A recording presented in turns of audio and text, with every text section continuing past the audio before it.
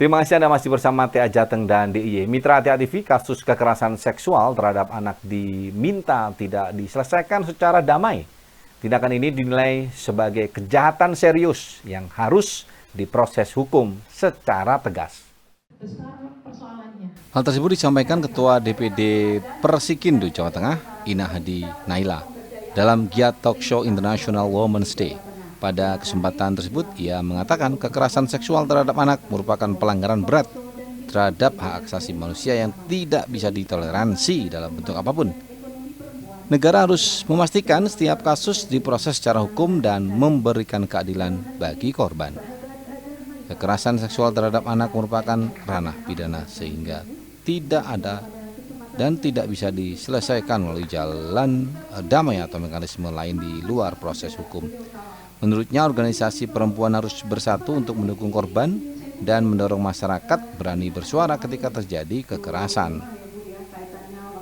Persikindo juga mengajak seluruh perempuan di Jawa Tengah untuk berdiri bersama dalam menolak segala bentuk kekerasan terhadap perempuan dan anak.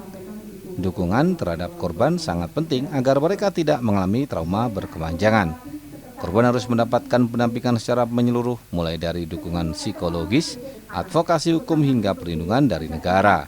Persikindo juga mendesak aparat penegak hukum agar menjalankan proses hukum terhadap kasus kekerasan seksual segera secara transparan, cepat, sigap, dan berpihak pada korban.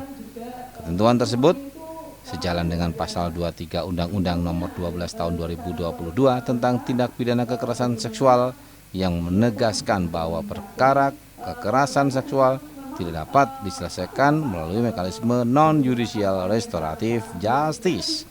Hal ini dilakukan untuk menjamin keadaan dan keadilan korban. Komisi D DPRD Provinsi Jawa Tengah. Kita tadi dari DPD Persikindo Jawa Tengah menuntut kepada negara untuk bahwa kekerasan terhadap seksual terhadap anak itu tidak ada toleransi pada kekerasan terhadap anak, karena memang kekerasan terhadap anak itu adalah ranah pidana, jadi tidak bisa ditoleransi. Seksual kita tidak ada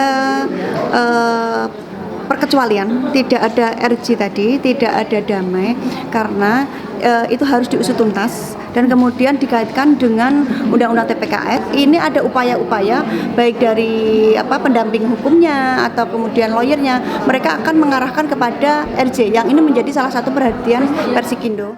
Untuk yang melapor saat ini sudah meningkat, akan tetapi kasus di bawah tentu masih banyak sekali, sehingga kita perlu melakukan edukasi kepada masyarakat agar setiap terjadi perlakuan kekerasan kepada perempuan maupun anak ya atau KDRT juga harus bisa dilaporkan kepada pihak yang berwajib.